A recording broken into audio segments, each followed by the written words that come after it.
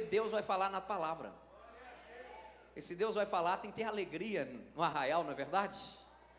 Deus vai falar conosco quando nós vamos ler a palavra de Deus. 1 Samuel capítulo 12.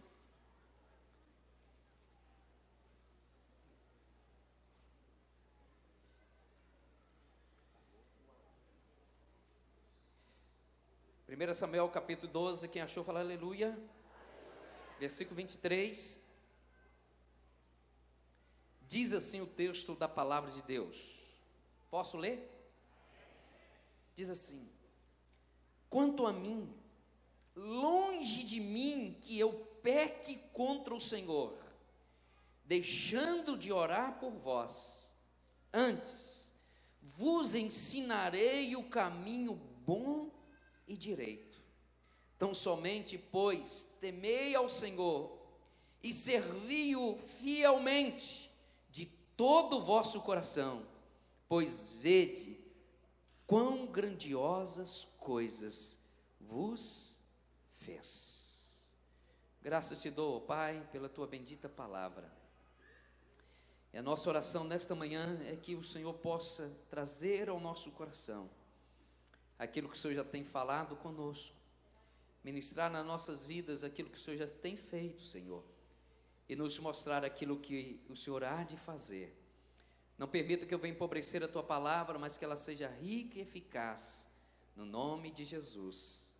Amém e amém. Meus amados irmãos, quando nós lemos a palavra de Deus, o Senhor tem nos ensinado a respeito das posturas que precisamos tomar. E aqui o texto está dizendo: quanto a mim, longe de mim que eu peque contra o Senhor, deixando de orar por vós. Você nem conhece talvez essa pessoa que está ao seu lado, mas ela está aqui na casa do Pai. Fala para o seu irmão assim: meu irmão, a Bíblia diz que eu sou obrigado a orar por você. Então qual é o seu nome? Fala assim: a partir de hoje eu vou orar por você. Quem quer receber uma oração aqui na sua vida? Tem muitos que não querem. Eu quero. Ore por mim em nome de Jesus. Meus amados irmãos, a Bíblia nos mostra que precisamos aprender a orar e orar uns pelos outros. Quanto a mim, longe de mim que eu peque contra o Senhor. Não está falando pecar contra alguém, mas pecar contra o Senhor, deixando de orar por vós. Antes, vos ensinarei o caminho bom e direito. O meu chamado é para ensinar a palavra de Deus. O meu chamado, e o Senhor me colocou no púlpito dessa igreja para ensinar o que a Bíblia diz, e não aquilo que eu penso que ela diz, não aquilo que eu penso que é bom para mim, mas aquilo que ela diz que é bom para mim. Então eu tenho que orar e eu tenho que ensinar aquilo que a Bíblia nos ensina, ensinar o caminho que é bom e direito. E esse caminho bom e direito, ele vai na contramão do mundo, ele vai na contramão dos meus desejos, ele vai na contramão do diabo. O caminho bom e direito é o caminho dos céus, é o caminho de Deus para a minha vida e para a sua vida. Precisamos vivê-lo e precisamos andar nesse caminho. E o texto diz assim: tão somente, pois, temei ao Senhor. Fala para o seu irmão: teme ao Senhor, meu irmão.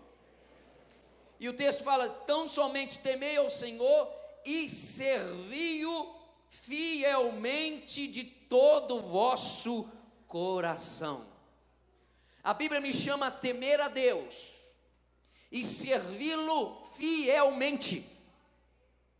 Temer a Deus não é ter medo de Deus, mas ter reverência, respeito, é reconhecer que Ele é Deus sobre todas as coisas. E andar, ser fiel a Ele, é saber que eu sou limitado e que mesmo nos meus erros, nos meus pecados, Ele é um Deus perdoador, Ele é um Deus que me sara, é um Deus que me cura, é um Deus que me coloca de pé, é um Deus que me estende as mãos, é um Deus da milésima chance, da centésima, de única chance, e de todas as chances que você possa imaginar. Ele é um Deus fiel, e eu preciso ser fiel a Ele também. Aí quando eu assim o faço, a Bíblia me mostra que se eu honro, a Bíblia fala assim: então, vede quão grandiosas coisas vos fez. O segredo e o termômetro da minha vida, se eu sou fiel ao Senhor, se eu sou obediente à sua palavra, e se eu tenho um coração agradecido a Deus. Porque se eu sou fiel ao Senhor e temente à sua palavra, eu vou ver que Ele tem feito muitas coisas na minha vida. Talvez hoje eu estou chorando, sofrendo, passando por angústias.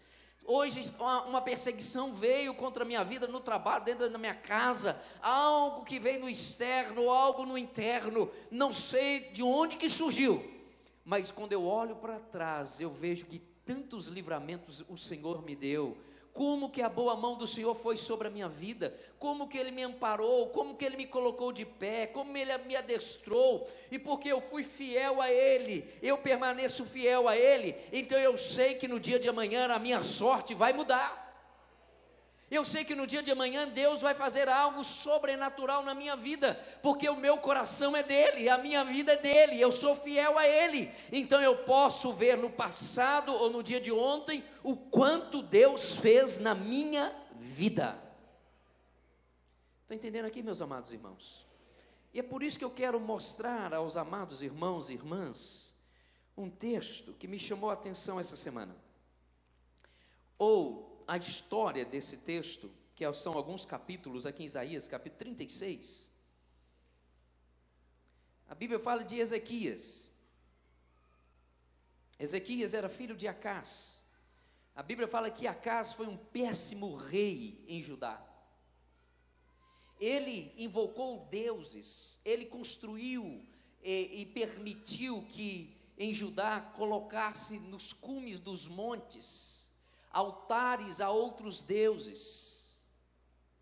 E a Bíblia fala que depois desse homem ter morrido, vem um jovem de 16 anos, Ezequias, assume o reinado do seu pai.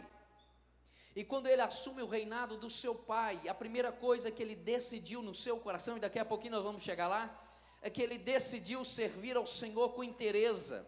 Ele decidiu honrar a Deus, ele decidiu fazer diferente. Ele decidiu, se o seu pai profanava o nome do Senhor, ele queria honrar o nome do Senhor. Então ele chamou os sacerdotes, ele chamou os levitas, ele limpou a casa do Senhor, tirou toda a profanação dentro da casa de Deus, ele derribou os altares a outros deuses, jogou por terra e estabeleceu o culto ao Senhor. Ele exaltou o nome do Senhor, ele tinha um coração em Deus.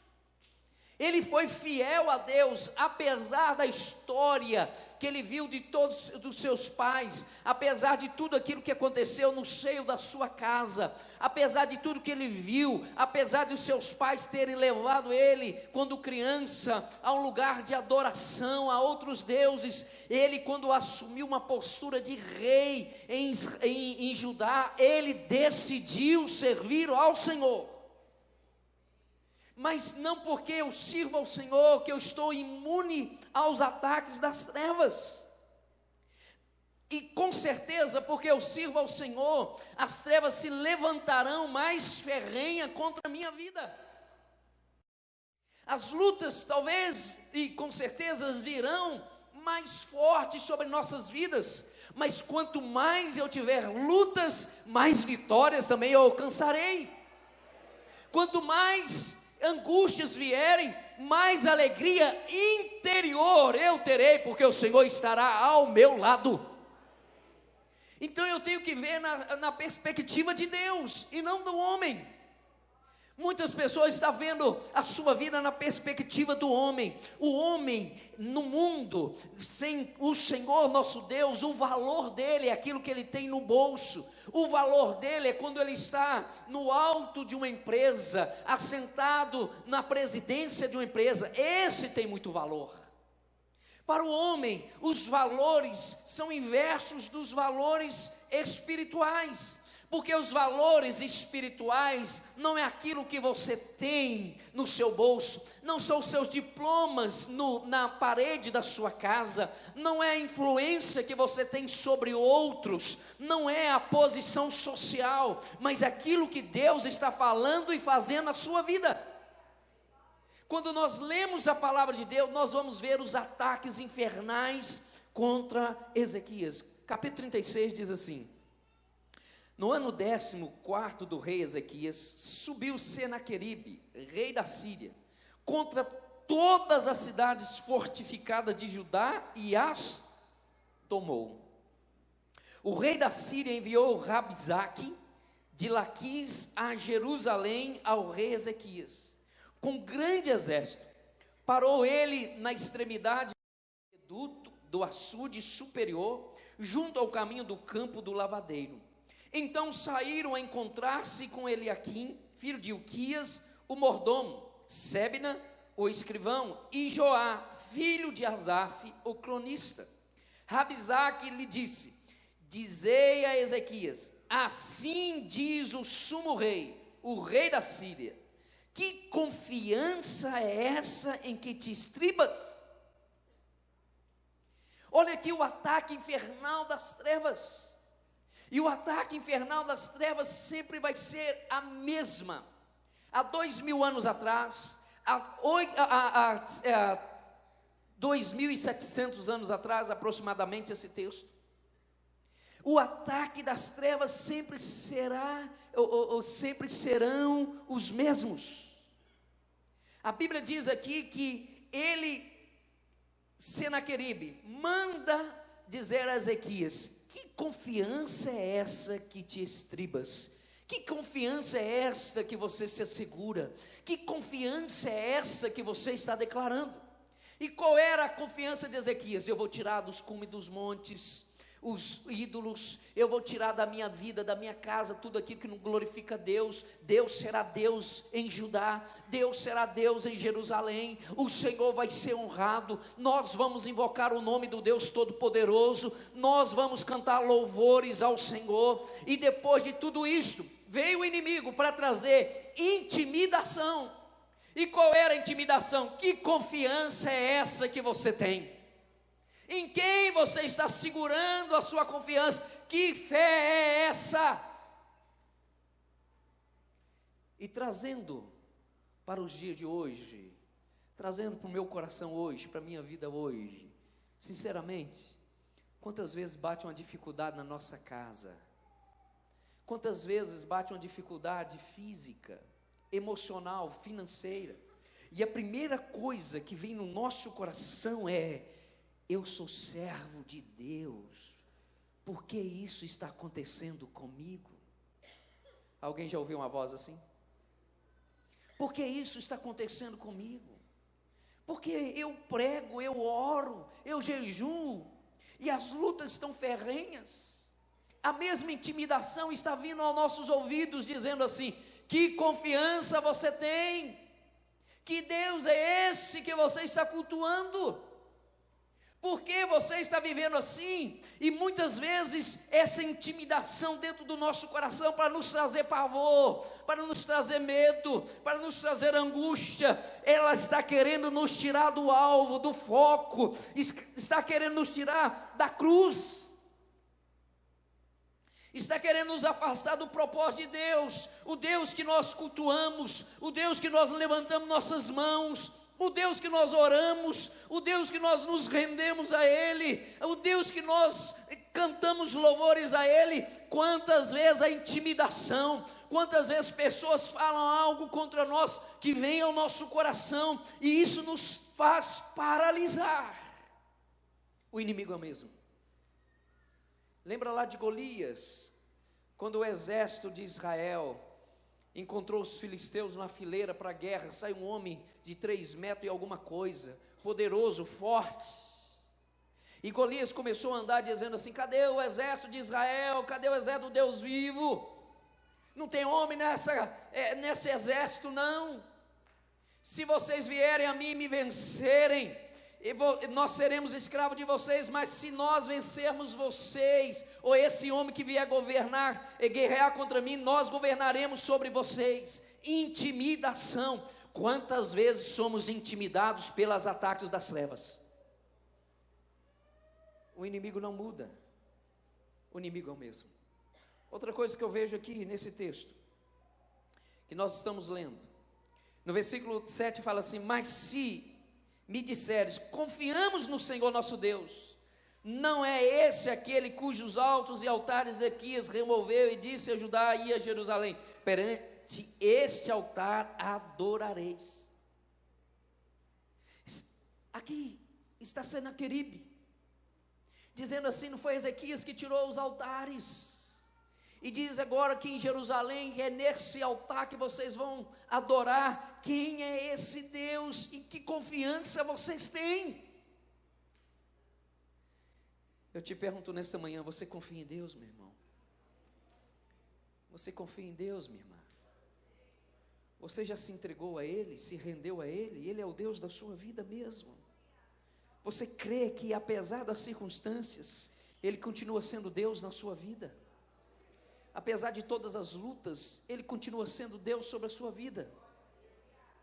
Meus amados irmãos, eu creio em Deus, eu creio que Deus é o Senhor dessa nação, por isso nós estamos orando pelo Brasil. No Brasil há o maior rio flutuante do planeta. Rio flutuante é quando as árvores retêm os orvalhos, as águas, e quando há o aquecimento, essa água ela sobe e ela circula, são as nuvens carregadas de águas. Os pesquisadores dizem que nós temos os rios flutuantes no Brasil são maiores 5 vezes do maior rio nosso que nós temos.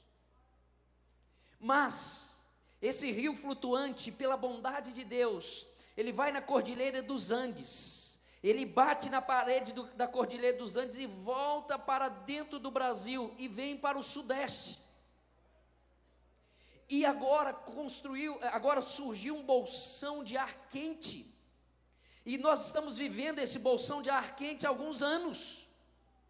E se Deus não tirar esse bolsão de ar quente, esse rio flutuante não vem para o Sudeste. E a Bíblia diz que quem retém as águas é Deus. Meus amados irmãos, a solução para o Sudeste é Deus. Deus criou esse rio flutuante que vem sobre o Sudeste. Se você pegar a Austrália, o meio da Austrália é deserto. Se Deus não tirar esse bolsão de água, de ar quente, o nosso Sudeste vai virar um deserto, e já está virando. Eu estava com um irmão que ele tem uma fazenda, e tem algumas lagoas. Ele me disse assim: pastor, secou tanto as minhas lagoas que eu estou fazendo um poço artesiano, porque não tem água mais na minha fazenda, onde tinha várias lagoas. Eu estou falando aqui de Minas, próximo de Belo Horizonte. Meus amados irmãos, isso são lutas, e precisamos levantar um clamor a Deus, e crer que Deus é o Senhor de todas as coisas. Isso é lutas. Para nós aqui em Belo Horizonte está tranquilo, porque nós temos o Belo Horizonte, Minas, Betinha, Grande Belo Horizonte, nós temos água na nossa torneira. Mas quando você vai aqui para Pará de Minas, menos de 70 quilômetros, não tem água em Pará de Minas. Meus amados irmãos, nós precisamos ver todas essas intimidações e entender que isso é espiritual. Eu sei que os homens estão desmatando a floresta amazônica, desmataram nos últimos 3 anos, o tamanho da França e da Espanha juntos, desmataram a mata amazônica por causa de ganância, para criar gado.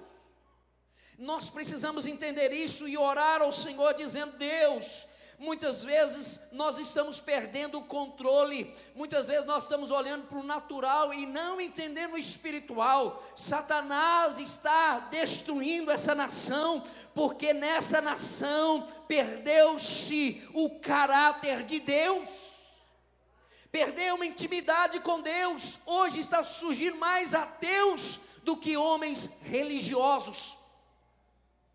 O religioso, ele só cumpre o seu papel, o ateu critica Deus. Mas Deus quer levantar uma igreja compromissada com Ele, uma igreja íntima com Ele, uma igreja que ora, que guerreia, uma igreja que diz: Senhor, limpa o céu sobre a nação brasileira. Deus, tem misericórdia de nós. Deus, olha tanta violência, olha tantas drogas, olha tanta corrupção. Deus, olha tanta intimidação, tanta crítica. A igreja do Senhor Jesus está sendo intimidada. Olha para o Congresso, olha para as leis que vai contra a palavra de Deus. Intimidação. Intimidação. Nós precisamos guerrear. E como nós vamos guerrear? Ir para as ruas? Não, é ir de joelho diante do Deus Todo-Poderoso e dizer: nós não aceitamos intimidação, Senhor. Olha para nós, Senhor. No versículo 8 diz assim: ora, pois empenha-te com o meu Senhor, rei da Síria, e dar-te-ei 2.000 cavalos, se de tua parte achares cavaleiros para os montar. O rei Senaqueribe manda dizer a Ezequias, dizendo assim: olha, nós vamos à guerra contra vocês, vocês são de nada. Nós vamos dar a vocês 2.000 cavalos, para vocês saírem da guerra contra nós, se é que vocês têm 2.000 cavaleiros para sair à guerra contra nós. Meus amados irmãos, isso é provocação. As trevas estão provocando a igreja do Senhor Jesus.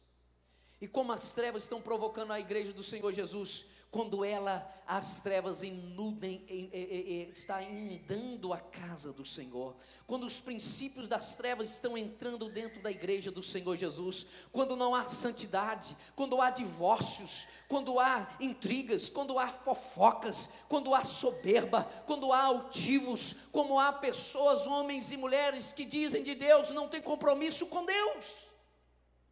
Isso é provocação. As trevas estão dizendo para vocês: quem é a igreja do Senhor Jesus? Eles não têm força, eles não têm devoção, eles não têm culto ao Senhor, eles não têm compromisso com Deus. Quem é vocês? Vocês não têm força no mundo espiritual. Essa é a provocação.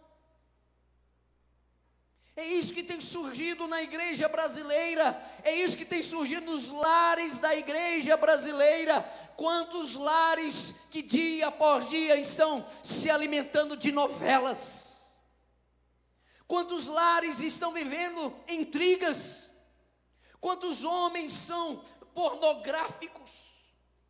Quantos jovens vivem uma vida dúbia? Quantos casais de namorados não têm compromisso com a palavra de Deus? Ouve a palavra, mas sai da igreja, vai para os motéis. Quantas pessoas tomam dinheiro emprestado e não pagam? Quantas pessoas assinam um contrato, mas não honram sua palavra?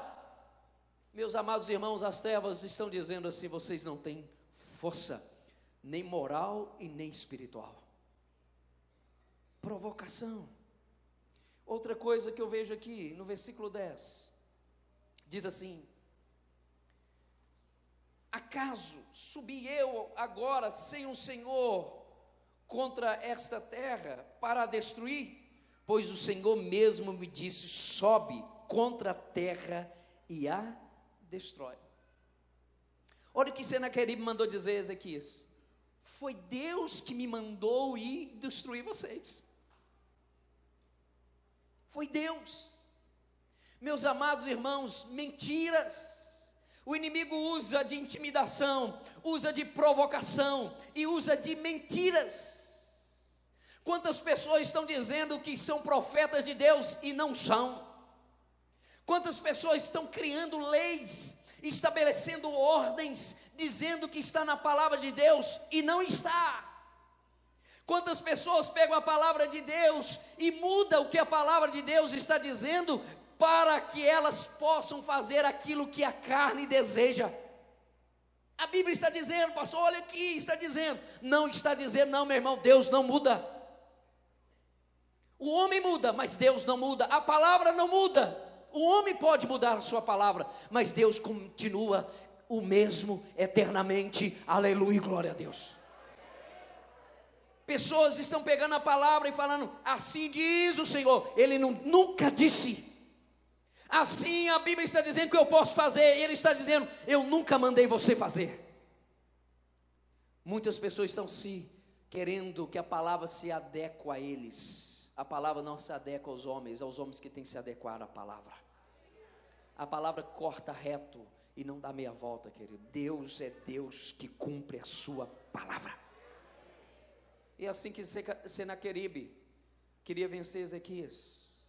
Olha, Deus que me mandou para destruir vocês, senão eu não subiria a vocês. Quantas vezes isso está acontecendo dentro da igreja do Senhor Jesus? Pessoas que têm uma atitude, o que a Bíblia não manda eles terem as atitudes. Fala para o seu irmão assim, meu irmão, essas são as lutas externas.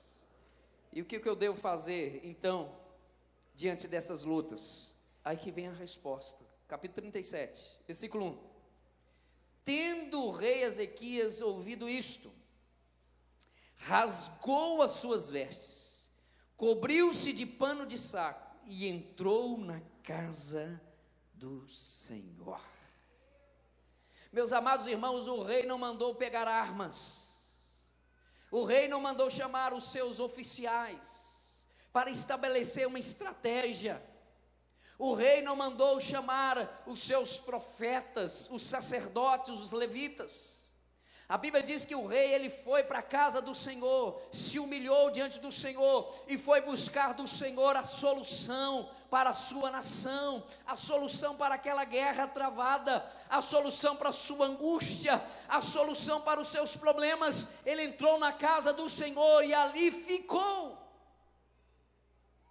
Meus amados irmãos, a oração é a arma mais poderosa contra o reino das trevas. É o meio pelo qual o céu se abre sobre nós. Se o inimigo está te intimidando, se você está vivendo através do medo, se você está sendo provocado pelo inimigo, ore ao Senhor, busque ao Senhor, esqueça de todos e lembra que existe só um que te pode libertar, aleluia. Existe só um que pode te livrar. Lembra-se que Ele é Deus. Posso ouvir um amém? Fala para o seu irmão assim, meu irmão, só Deus pode fazer.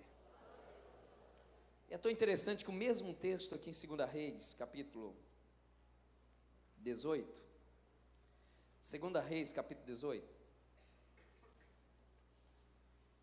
que aqui vem as promessas de Deus, mas eu preciso tomar atitude. Porque as pessoas deixam tomar atitude depois que as coisas já aconteceram.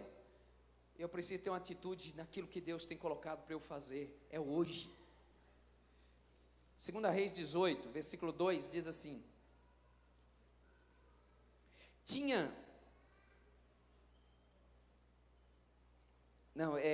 Versículo 4.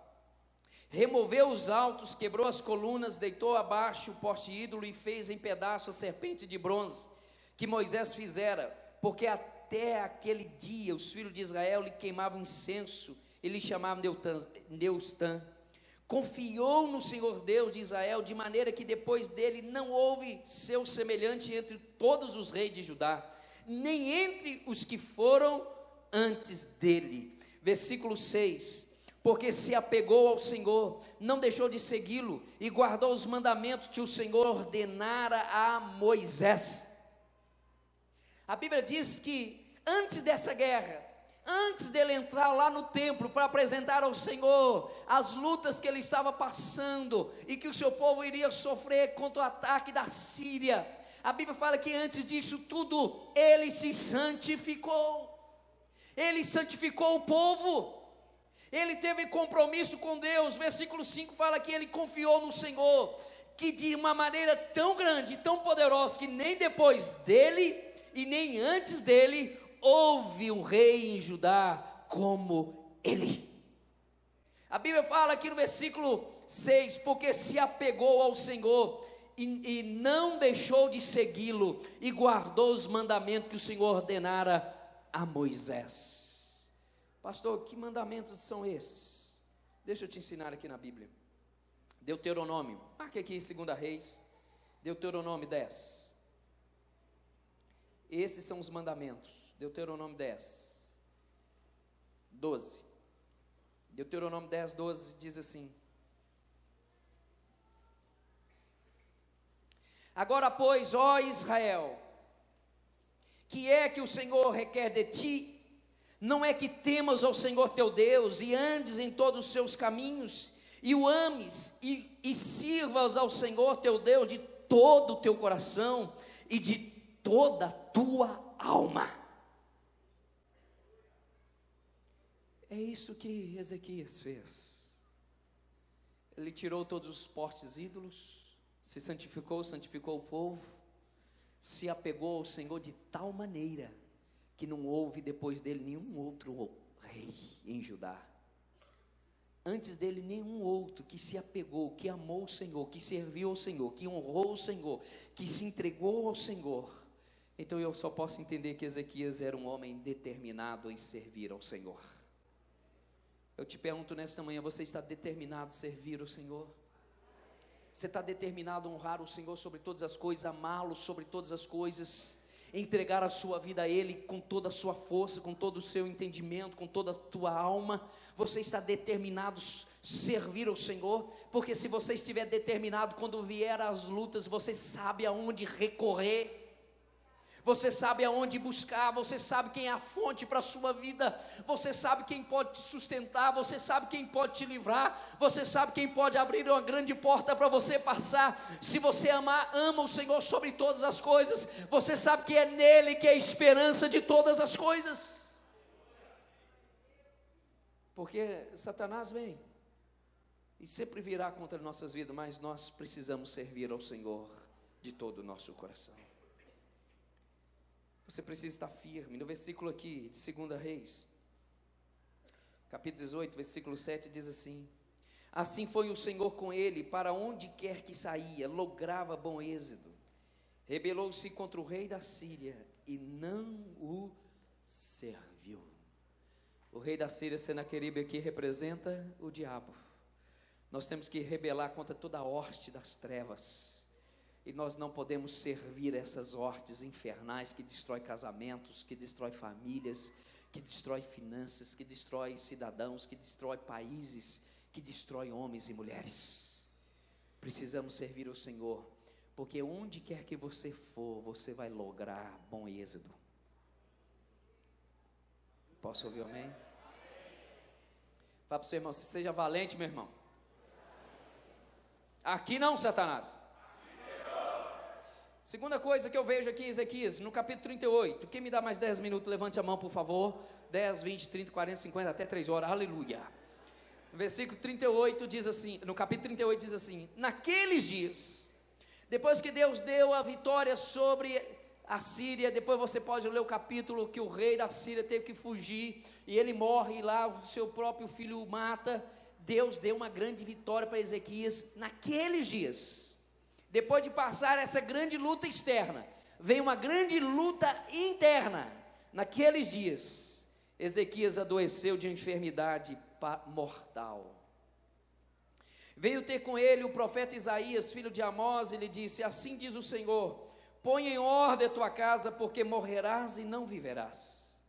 Então virou Ezequias o rosto para a parede e orou ao Senhor novamente, e disse: lembra-te, Senhor, peço-te de que andei diante de ti com fidelidade, com inteireza de coração, e fiz o que era reto aos teus olhos, e chorou muitíssimo. Então veio a palavra do Senhor a Isaías, dizendo: vai e diz a Ezequias: assim diz o Senhor, o Deus de Davi, teu pai, ouvi a tua oração e vi as tuas lágrimas, acrescentarei, pois, aos teus dias 15 anos, livrar-te-ei das mãos do rei da Síria, a ti e a esta cidade defenderei esta cidade. Depois daquelas guerras externas, lutas, que ali estava a família, ali estava o emprego, ali estava a cidade, ali estavam os bens, ali estavam tudo, e que o rei da Síria queria tomar, queria massacrar. Ali agora ele vence essa grande batalha, mas agora começa uma batalha no seu interior. E qual era? Ele estava enfermo. E a enfermidade que a Bíblia diz era uma enfermidade mortal, uma enfermidade para a morte. Deus envia Isaías, o profeta Isaías, para dizer: coloque em ordem sua casa, estabelece tudo que vocês têm de estabelecer, porque você vai morrer, essa enfermidade é para a morte. A Bíblia diz aqui que ele novamente volta para o Senhor. Ele não vai ao templo para orar ao Senhor, mas a Bíblia diz que ele vira, e ele começa a orar ao Senhor, e começa a chorar muitíssimo. Ele entrega por total, de alma e espírito ao Senhor, e ele diz algo ao Senhor aqui, meus amados irmãos. Ele diz assim, e disse: lembra-te, Senhor. Deixa eu te perguntar algo e não me responde. Você tem alguma coisa para lembrar ao Senhor que você fez por Ele? Você tem algo para lembrar ao Senhor que você diz: Senhor, eu fui fiel ao Senhor todos os dias da minha vida, eu honrei o teu nome. Deus, lembra do que eu fui diante do Senhor, lembra da minha posição, lembra do meu coração, lembra da minha inteireza, lembra da minha fidelidade, lembra do meu compromisso com o Senhor. Deus, eu fui assim. Será que você tem algo? Se você precisasse falar hoje para o Senhor, você tem algo para dizer ao Senhor: Senhor, eu fui fiel, eu honrei o teu nome. Senhor, não teve outro melhor do que eu em termos de amar o Senhor. Pode ter igual, mas eu me entreguei totalmente ao Senhor. Porque é assim que diz Ezequias ao Senhor no leito da enfermidade, da morte. Ele diz assim: lembra-te, Senhor, peço-te de que andei diante de ti com fidelidade. Eu andei diante de ti com inteireza de coração. Eu fiz o que era reto aos teus olhos. E chorou muitíssimo. E quando ele toma essa postura, ele ora ao Senhor. A Bíblia diz que Deus fala com o profeta novamente: volta lá. Eu sei que o meu filho é fiel a mim. Eu sei que ele tem um coração a mim. Fala para ele que eu vou acrescentar a ele mais 15 anos de vida. E agora diz a ele que além de acrescentar 15 anos de vida a ele, eu vou defender a cidade, e o rei da Síria não voltará mais a atacar essa cidade, por amor a ele. Meus amados irmãos, há guerras interiores e há guerras exteriores que passam por nós, mas essas guerras é para nos mostrar quem nós somos. É para nos mostrar que Deus é poderoso, porque nós o amamos. E porque Ele é poderoso, Ele pode fazer todas as coisas. Apesar de nós, Ele tem poder de todas as coisas. Muitas vezes as guerras exteriores estão surgindo lá no trabalho, dentro de casa, na família, que saiu do nosso controle, exteriores. Mas Deus é poderoso para nos suster, é Deus poderoso para nos livrar. Quantas vezes vem uma guerra interior no nosso coração, na nossa vida, na nossa saúde, nas nossas emoções. Quantas pessoas se abatem por nada. Meus amados irmãos, esse homem não se abateu mesmo na face da morte, porque ele sabia quem era o seu Deus e como ele andou diante do seu Deus. Ele sabia que o Deus Todo-Poderoso poderia livrá-lo da enfermidade. Meus amados irmãos, existe um segredo espiritual. Quanto mais lutas nós passamos, mais crente nós somos. É igual o João Temoso, bate, mas volta, aleluia. Por que eu digo isto? Porque aconteceu um fato na história de Ezequias. Até agora ele me ensina a como ser crente. A partir de agora ele já não me ensina como ser crente. Aqui no capítulo 39, a Bíblia diz que agora a vida dele estava assim um mar de rosa. Tudo tranquilo. Havia paz no seu governo. Havia agora uma fama, porque o Senhor tinha o curado de uma enfermidade mortal, e as nações da terra ficaram sabendo o que Deus tinha feito na história dele. E olha o que diz o texto aqui no versículo 39. Nesse tempo, fala nesse tempo, Merodach Baladã, filho de Baladã, rei da Babilônia, enviou cartas e um presente a Ezequias, porque soube que estivera doente e já tinha convalescido. Ezequias se agradou, fala, se agradou.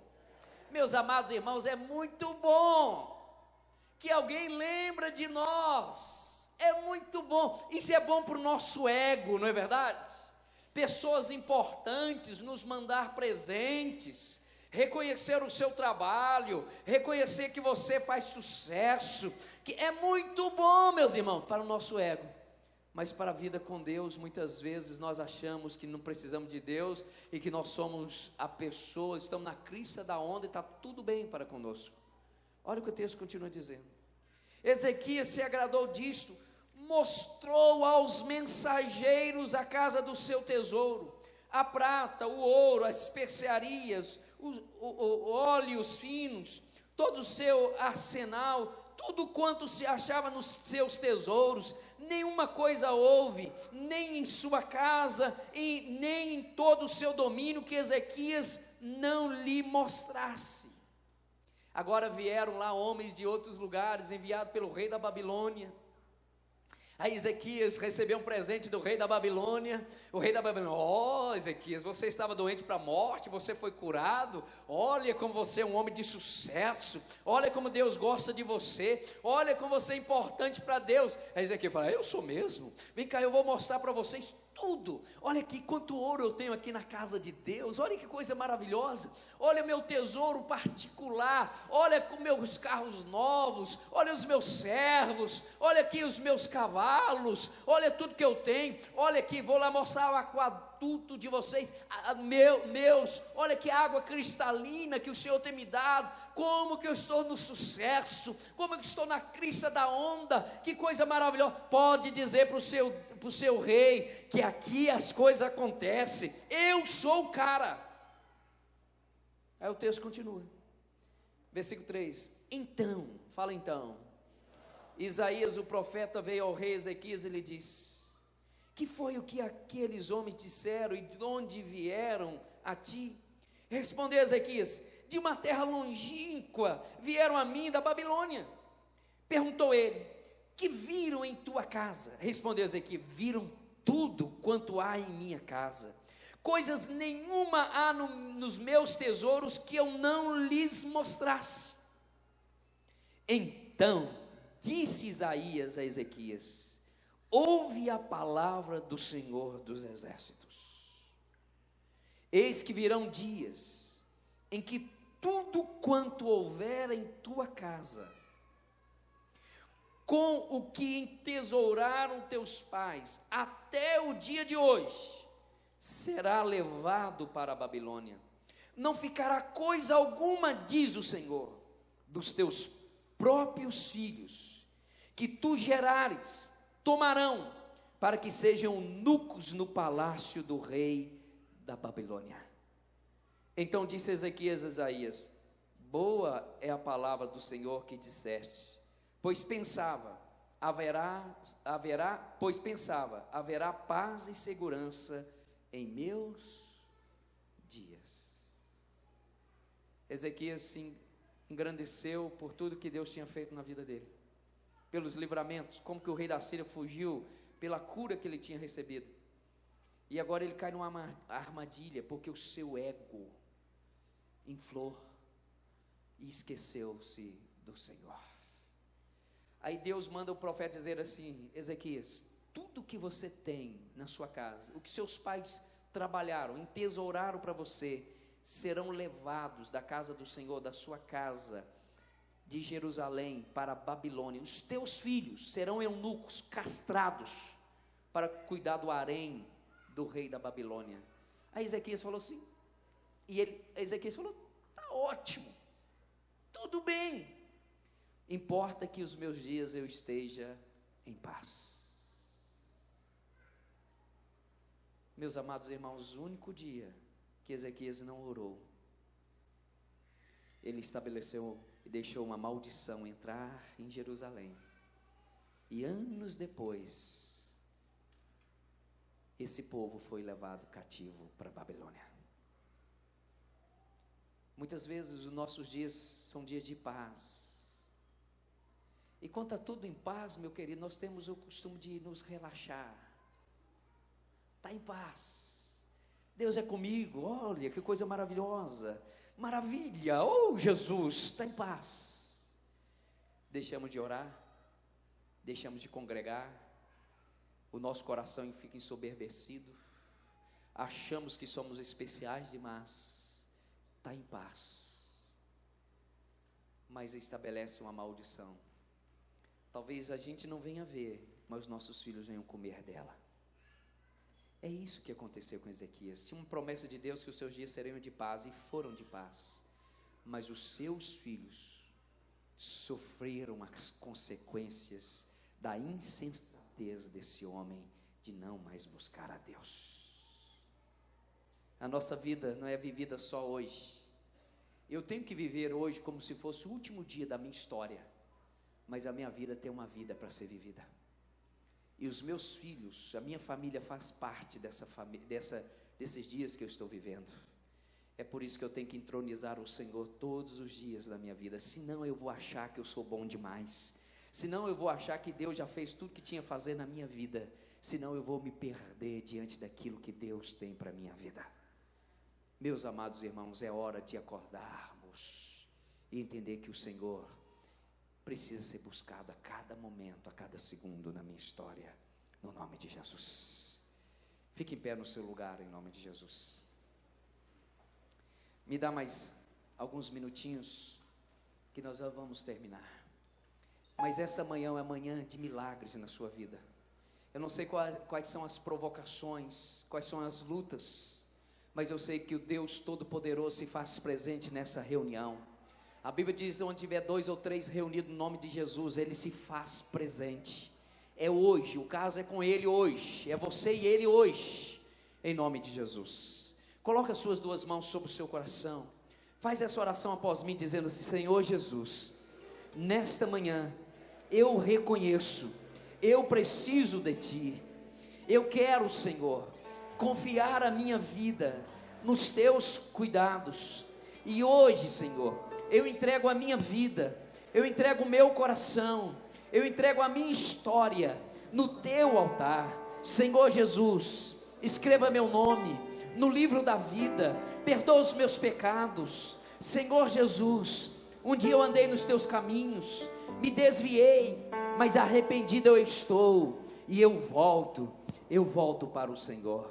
Toma minha vida nas Tuas mãos, Jesus, para o Teu louvor. Todos com os olhos fechados ainda, por favor. A palavra de Deus nos garante: tudo que for concordado aqui na terra, no nome de Jesus, será concordado nos céus. E nesta manhã eu quero fazer mais uma oração. Eu quero confirmar a sua oração. Eu quero confirmar a sua oração diante do Senhor. Você que disse ao Senhor Jesus: Senhor Jesus, eu entrego a minha vida, eu me rendo diante do Senhor, eu entrego o meu coração. Você que fez essa oração pela primeira vez, eu quero orar por você mais uma vez. Para isso eu gostaria que você levantasse uma das suas mãos bem alta, para que eu possa te ver. Você que fez essa oração pela primeira vez, O Senhor te abençoe aqui, o Senhor te abençoe, o Senhor te abençoe em nome de Jesus. O Senhor te abençoe aqui, o Senhor te abençoe em nome de Jesus. Tantas pessoas estão dizendo ao Senhor nesta manhã: Senhor, eu preciso de Ti, eu confio a minha vida nos Teus cuidados, eu quero o Senhor na minha vida, eu quero fazer algo. Todos vocês que levantaram as mãos, sem nenhum constrangimento, sai do seu lugar, vem aqui à frente, eu quero te dar um abraço, eu quero orar por você, a igreja quer orar por você, sem nenhum constrangimento. Todos nós somos povo de Deus como você é. Venha, sai do seu lugar, em nome de Jesus. Queremos até te dar uma Bíblia de presente para você ler mais a palavra do Senhor. Saia do seu lugar, venha, venha, pode vir, em nome de Jesus. Daqui a pouquinho nós vamos participar da ceia do Cordeiro, a ceia de Jesus. Venha, todos vocês que levantaram as mãos, sem nenhum constrangimento.